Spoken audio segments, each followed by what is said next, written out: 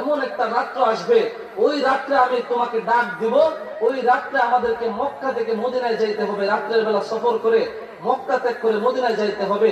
আল্লাহর নবী যেদিন আবু বকরের দরজায় গিয়ে আঘাত করেছে, গভীর রাত্রে যখন আবু বকরের দরজায় গিয়ে আঘাত করলো, নক করার সাথে সাথে আবু বকর দরজাটা খুলে দিয়েছে। যখন দরজাটা খুলে দিয়েছে, আল্লাহর নবী ডাক দিয়ে বলে, হে আবু বকর, তুমি কি ঘুমাও নাই?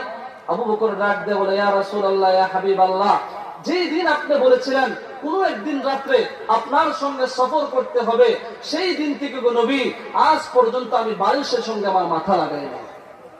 আজ পর্যন্ত আমার মাথা বালিশের সঙ্গে লাগাই নাই। আজ পর্যন্ত আমি আপনার জন্য অপেক্ষায় ছিলাম।